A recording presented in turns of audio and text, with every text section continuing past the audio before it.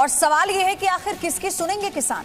मंगलवार को supreme court में कृषि कानून पर दूसरे दिन सुनवाई में बड़ा फैसला सुनाया और तीनों कृषि कानूनों के अमल पर अगले आदेश तक रोक लगा दी।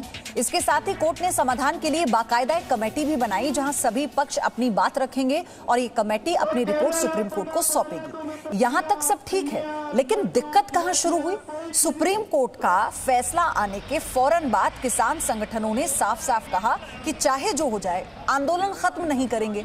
सुप्रीम कोर्ट की बनाई गई कमेटी को नहीं मानेंगे। जो कमेटी के लोग हैं उन पर किसानों को भरोसा नहीं है। कमेटी के लोग बदल भी जाए तब भी कमेटी को नहीं मानेंगे। ऐसे में अब हमारा सवाल ये है, क्या देश की सर्वोच्च अदालत से भी बड़े हो गए हैं आंदोलनकारी किसान?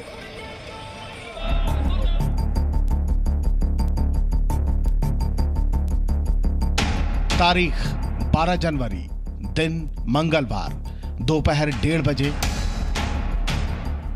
सुप्रीम फैसला।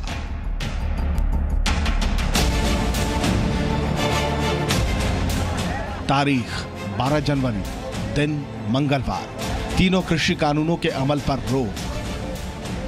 तकरीबन 4 बजने वाले हैं, 4 बजे का समय होने जा रहा है और क्या 4 बजे क्या स्थिति है हम आपको दिखा रहे हैं गाजीपुर बॉर्डर की। देखिए किसान क्या कर रहे हैं गाजीपुर बॉर्डर पर। 4 बजे की तस्वीर आपके सामने दिखा रहे हैं। बुजुर्ग, महिलाएं, बच्चे, उनको घर भेज दिया जाए, लेकिन अभी तक कम से कम इस स्थिति में कोई बदलाव नहीं हुआ है। और ये तस्वीर आखिर गाजीपुर बॉर्डर पर क्या हो रहा है वो तस्वीर आपके सामने है। अब आपको सिंघू बॉर्डर ले चलते हैं। तारीख 12 जनवरी, दिन मंगलवार, शाम 4 बजे सिंघू बॉर्डर पर भी आंदोलन जारी था। वही झंडा, वही बैनर, ट्रैक्टर ट्रॉली, टेंट और उतनी ही भीड़ जितनी यहां फैसले से पहले दिखती थी। सिंघू बॉर्डर पर भी किसान अपनी जगह पर जमे रहे। कोर्ट ने रोक लगाई है, कोर्ट ने बिल वापस नहीं किया। जब तक बिल वापसी नहीं तब तक घर वापसी नहीं। हमारी मांग है कानून वापस हो, उसके अलावा कुछ भी नहीं चलेगा। एमएसपी पर कानून बने और ये तीनों कानून वापस हो, उसके अलावा हम कुछ भी मान्य नहीं है। भाई हम बिल्कुल ना जाए, इतने कानून खत्म ना होंगे, चाहे कोर्ट का हो या मंत्री का हो या प्रधानमंत्री का हो, कोई भी कहो, हम अपनी बात की नहीं हार रहे हैं और अड़े रहेंगे आखिर तक। किसानों की ये बातें सुनने के बाद हमारा सवाल है, अगर कानून रुक गया तो आंदोलन क्यों नहीं रुक सकता? क्या ऐसे रवैये को कोर्ट की अवमानना नहीं मानना चाहिए? किसान मजदूर संघ यूनियन के नेता हरप्रताप सिंह बरार की बात भी सुन लीजिए। इनके हिसाब से सुप्रीम कोर्ट के फैसले के पीछे केंद्र सरकार का हाथ है।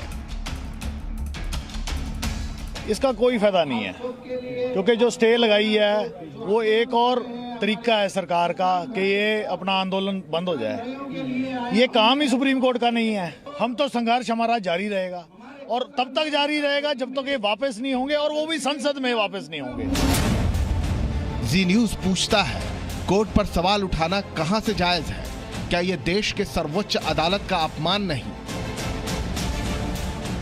जब वार्ता होती है, बातचीत होती है, तो उससे समस्या का समाधान भी निकलता है और सरकार खुले मन से किसानों से बात कर रही है। कुछ लोग उनको भ्रमित करने का काम करते हैं और जिनके मन में भ्रम भी है, हमारा लगातार प्रयास है कि उनके भ्रम को दूर किया जाए। केंद्र सरकार ने कृषि कानून बनाया तो आंदोलनकारियों ने उसे नहीं माना। सुप्रीम कोर्ट ने कानूनों के अमल पर रोक लगाई तो यह फैसला भी मानने को तैयार नहीं। सुप्रीम कोर्ट ने समाधान के लिए कमेटी बनाई तो कमेटी में जाने से इनकार कर रहे हैं। इसीलिए ऐसे प्रदर्शनकारी किसानों से पूछना चाहिए कि क्या कृषि कानून का विरोध बहाना था? देश संविधान से चलेगा या जिद से? देश में रास्ता रोककर कानून रोकने की ये आखिर कैसी प्रथा चल पड़ी है?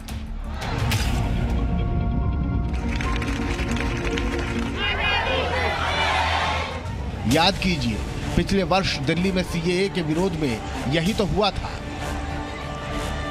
शाहीन बाग में लोग महीनों धरनों पर बैठे रहे। ठीक वैसे ही जैसे किसान आंदोलन में महिलाएं, बच्चे, बुजुर्ग सब आ गए। शाहीन बाग में भी रास्ता रोककर दिल्ली ठप करने की कोशिश की गई। कोरोना संक्रमण न फैला होता तो शाहीन बाग में यही लोग आज भी धरने पर होते, जबकि किसान आंदोलन तो कोरोना काल में भी जारी है। कमेटी में तो वही लोग हैं जो पहले इन फैसलों के पक्ष में थे। धरना ऐसे ही चलेगा, कमेटी से कोई रास्ता नहीं निकले, कमेटी हमारे खिलाफ फैसला देगी, तो मुझे तो नहीं लगता कि जाएगी। सोमवार को सुप्रीम कोर्ट में चीफ जस्टिस ऑफ इंडिया ने सुनवाई के दौरान चिंता जताई थी कि कानून पर कुछ दिनों के लिए रोक इसलिए भी जरूरी है क्योंकि हिंसा हो सकती है। कोर्ट की ये चिंता कितनी बड़ी है, जो बताती है कि खून खराबे की धमकी से देश को चलाने की कोशिश हो रही है। कोर्ट को भी झुकाने की कोशिश होती है। इसीलिए जी न्यूज पूछता है, क्या बंधक बनाओ, कानून वापस करवाओ, जो ना माने संविधान वो आखिर कैसे किसान। ब्यूरो रिपोर्ट, जी मीडिया। मंगलवार को सुप्रीम कोर्ट में सरकार ने ये मान लिया कि किसान आंदोलन में खालिस्तान की एंट्री हो चुकी है। कोर्ट में फाइल किए गए एक केस में अदालत को बताया गया कि किसान आंदोलन में सिख फॉर जस्टिस नाम का देश विरोधी संगठन सक्रिय है।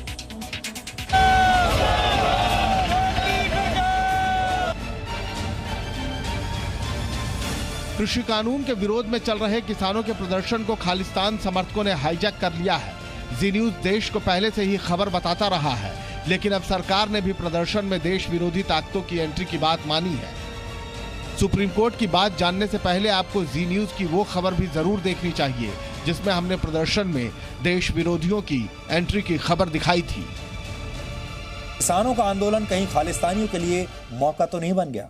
इस खतरे की कई वजह सिंघू बॉर्डर पर दिख रही हैं, सामने दिख रही हैं। सिंघू बॉर्डर पर किसान प्रदर्शनकारियों के लिए लंगर और health camp international Punjabi foundation नाम की संस्था ने लगाया है। आईपीएफ संस्था का संचालन कनाडा में रहने वाला गुरचरण सिंह बनवैत करता है, जिसकी फोटो यहां लगी है। गुरचरण सिंह बनवैत का नाम पहली बार वर्ष 1986 में एयर इंडिया के एक हवाई जहाज को उड़ाने की साजिश में सामने आया था। गुरचरण सिंह बनवैत के सोशल मीडिया अकाउंट पर जब आप जाएंगे, इसे देखने पर खालिस्तान के लिए इसकी हमदर्दी साफ दिखती है। गुरचरण सिंह बनवैत के सोशल मीडिया अकाउंट की जब जी न्यूज की टीम ने जांच की तो वहां भारत विरोधी पोस्ट्स की भरमार थी। ऐसी भी कई पोस्ट हैं जो पाकिस्तान के समर्थन में की गई हैं और भारत के विरोध में हैं, और अलग खालिस्तान देश बनाने की आवाज यहां पर बुलंद की जा रही है। तो देखा आपने कि कैसे जी न्यूज ने पहले ही देश को बता दिया था कि किसानों के आंदोलन को खालिस्तान समर्थकों ने अपने कब्जे में ले रखा है, और इसी का जिक्र जब सरकार की तरफ से कोर्ट में हुआ तो मुख्य न्यायाधीश ने मामले में हलफनामा दाखिल करने को कहा। सीजेआई ने कहा, अगर आंदोलन में प्रतिबंधित संगठन है और ऐसा कहा जा रहा है तो इसकी पुष्टि करनी होगी। आप इस पर कल एक हलफनामा दाखिल करें। इस पर अटॉर्नी जनरल ने कहा कि वो कल इंटेलिजेंस ब्यूरो के इनपुट के साथ एक हलफनामा दाखिल करेंगे। इस बीच सिख फॉर जस्टिस नाम के संगठन ने चिट्ठी लिखकर किसानों को भड़काने की एक और साजिश की है, जिसमें लिखा गया है कि सिंघू बॉर्डर पर प्रदर्शन कर रहा पंजाब का कोई किसान अगर इंडिया गेट पर गणतंत्र दिवस की परेड में खालिस्तान का झंडा लहराएगा तो उसे करीब 2 करोड़ रुपए दिए जाएंगे। सिख फॉर जस्टिस खालिस्तान का समर्थन करने वाला एक देश विरोधी संगठन है, जिसकी देश विरोधी गतिविधियों के बारे में भी जी न्यूज पहले से ही देश को बताता रहा है। रेफरेंडम 2020 सिख फॉर जस्टिस नाम का संगठन चलाता है, जो विदेशों से संचालित होता है और जिसे ऐसी गतिविधियां करने के लिए पाकिस्तान जैसे देशों से मदद मिलती है। इसी महीने की 6 तारीख को सिख फॉर जस्टिस के लोगों ने किसानों के आंदोलन के समर्थन में लंदन में भारतीय दूतावास के बाहर खालिस्तानी झंडों के साथ विरोध प्रदर्शन भी किया था। उसकी तस्वीरें आपके सामने हैं। इनका मकसद सिर्फ यही है कि किसी भी तरह से भारत खालिस्तान के नेटवर्क को एक बार फिर से सक्रिय कर दिया जाए। भारत में जो खालिस्तान का नेटवर्क है उसे दोबारा से एक्टिव कर दिया जाए। सोशल मीडिया पर ऐसे कई पोस्ट शेयर किए गए हैं जिनमें खालिस्तान के समर्थक पाकिस्तान की सरकार और पाकिस्तान की जनता से भारत में चल रहे किसान आंदोलन को मीडिया में दिखाने की अपील कर रहे हैं। तो आपने देखा कि कैसे नए कृषि कानूनों के विरोध में देश के खासकर पंजाब के किसानों को भड़काया जा रहा है और एक झूठ के जरिए पाकिस्तान और देश विरोधी ताकतों के एजेंडे को सुनियोजित तरीके से आगे बढ़ाया जा रहा है। लेकिन जी न्यूज हमेशा से ऐसी ताकतों का न सिर्फ पुरजोर विरोध करता रहा है, बल्कि देश के सामने उनकी काली सच्चाई भी सामने लाता रहा है। Bureau report, ji media. Presenting B News app, available on Google Play and App Store. Download it now.